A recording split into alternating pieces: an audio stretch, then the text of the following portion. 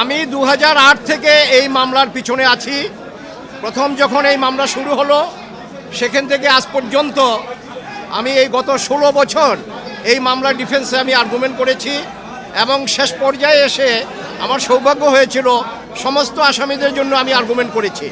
তো এই মামলায় আমরা মাননীয় আদালতের কাছে হাইকোর্ট ডিভিশনে যেই বেঞ্চে এই মামলাটা আজকে নিষ্পত্তি হলো আমরা কৃতজ্ঞ। আমরা অত্যন্ত আন্তরিকভাবে কোর্টকে আমরা সাধুবাদ জানাই যে আমরা ন্যায় বিচার পেয়েছি। কারণ হলো দুটা দিক, সাক্ষ্য এবং আইন, এই কোনো দিক থেকে এই মামলা প্রমাণিত হয়নি। এবং মাননীয় আদালত আজকে তার রায়ে যেটা উল্লেখ করেছেন সেটা হলো যে এই মামলার যে কনফেশনাল স্টেটমেন্ট, এই কনফেশনাল স্টেটমেন্টের উপর ভিত্তি করে অন্য আসামিকে সাজা দেওয়া যায় না এবং একজনের কনফেশনাল স্টেটমেন্টের উপর ভিত্তি করে কখনো 120B of the penal code অর্থাৎ ক্রিমিনাল কনস্পিরেসি এটা প্রমাণ করা যায় না। সাক্ষ্য আইনের সেকশন 10 অনুযায়ী anything said done or written এটা ইন্ডিপেন্ডেন্ট হতে হবে এবং এই মুফতি হান্নানের প্রথম কনফেশনের উপর ভিত্তি করে প্রথম চার্জশিট, কাজে প্রথম চার্জশিট যাদের বিরুদ্ধে আনা হয়েছিল তাদের বিরুদ্ধেও আদালত ওই স্বীকারোক্তি ছাড়া আর কোনো এভিডেন্স পাননি।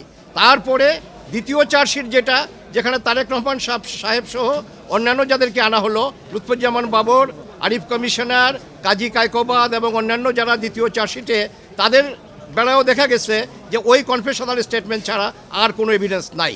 এখন এই কনফেশনাল স্টেটমেন্ট প্রথম এবং দ্বিতীয় এই দুটাই মুফতি হান্নান তার জীবদ্দশায় উনি এটাকে রিট্রাক্ট করে গেছেন। কাজে রিট্রাক্টেড কনফেশন এবং সেটার যদি করোবোরেটিভ অন্য কোনো এভিডেন্স না থাকে তাহলে এটার উপর ভিত্তি করে কোনো আসামিকে সাজা দেওয়া যায় না। ইভেন যে আসামি কনফেশন করেছে উনি যদি বেঁচে থাকতো ওনার বেলাও এটা প্রযোজ্য হতো না। আর আজকে আদালত যেটা বলেছেন সেটা হলো যে সেকেন্ড যে চার্জশিট, এই সেকেন্ড চার্জশিটটা হাইলি ইলিগাল বিকজ সেকেন্ড চার্জশিটের প্রভিশন আমাদের আইনে যেটা আছে সেটা হলো যে অফিসার ইনচার্জ যদি নতুন করে এভিডেন্স পায় তাইলে উনি এই সাপ্লিমেন্টারি চার্জশিট দিতে পারেন। কিন্তু এখানে দেখা যাচ্ছে যে এই সেকেন্ড চার্জশিটটা আসছে হলো আপন এ প্রেয়ার অফ দি রানের পাবলিক প্রসিকিউটর। উনি একটা দরখাস্ত দেওয়ার পরে এটা মঞ্জুর করেছেন কোর্ট, দ্রুত বিচার আদালত এটা মঞ্জুর করে আবার যখন আপনার ফার্দার ইনভেস্টিগেশনের নামে রিইনভেস্টিগেশনের জন্য পাঠালেন, এই রিইনভেস্টিগেশনের রিপোর্টটা আসার পরে অর্থাৎ সেকেন্ড চার্জশিট আসার পরে সেটা কোনো ম্যাজিস্ট্রেট এটাকে অ্যাকসেপ্ট করেন না করে সরাসরি এটা সেশন জাজের মেট্রো সেশনে পাঠিয়েছে। উনি 193-তে আপনার কগনিজেন্স নিয়েছেন। আমরা কোর্টকে আইন দেখায় বললাম যে ইউর লর্ডশিপ দেখেন আপনারা, কারণ 191B of the code of criminal প্রসিডিউরে যদি ম্যাজিস্ট্রেট ইনিশিয়াল কগনিজেন্স না নেয় তাইলে এই কেস আপনার সেশনে বা দায়রায় এটা সুপার্দ হতে পারে না। আজকে আদালত তার রায়ে স্পষ্ট এটা উল্লেখ করেছেন যে দ্বিতীয় চার্জশিটটা যদিও একটা চার্জশিট আসছে বাট এই চার্জশিটটা আমরা কগনিজেন্সে নিতে পারছি না এই জন্য কারণ এই মামলায় এই সেকেন্ড চার্জশিটের বেলা 191B এটা কমপ্লাই হয় নাই, যার ফলে মহানগর দায়রা জজ যেই কগনিজেন্সটা তারেক রহমান সাহেব এবং অন্যান্য দ্বিতীয় চার্জশিটে লুৎফুজ্জামান বাবর, আব্দুল সালাম পিন্টু যাদের বিরুদ্ধে আপনার এই যে দ্বিতীয় চার্জশিট নিলেন বললেন যে না এটা হাইলি ইলিগ্যাল এবং it is not tenable in the eye of law. আর প্রথম চার্জশিটে আব্দুল সালাম পিন্টু সাহেব ছিলেন কিন্তু সেই চার্জশিটটাও অ্যাকসেপ্টেবল না, কারণ হলো যে ওই চার্জশিটে that is also on the basis of the confessional statement of Mufti Hannan which was retracted by হিম।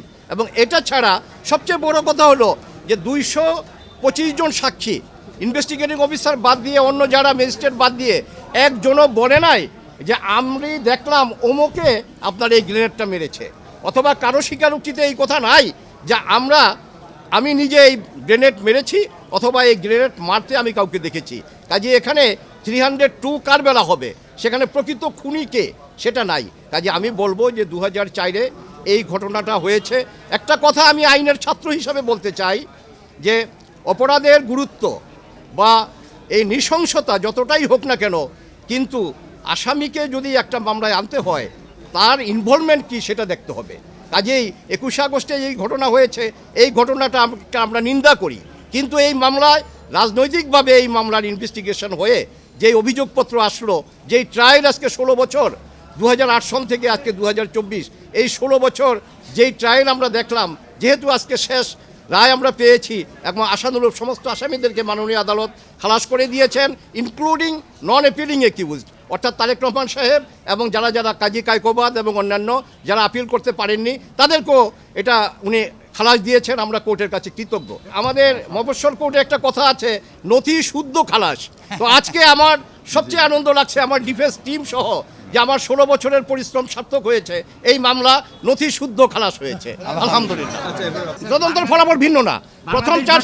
প্রথম চার্জশিটে যাদেরকে আনা হয়েছে, সেকেন্ড চার্জশিটে নতুন করে আসামি আনা হয়েছে। কারণ আইন হলো একটা চার্জশিট একবার অ্যাকসেপ্ট হয়ে গেলে ওটা রিজেক্ট হয় না, তাই না?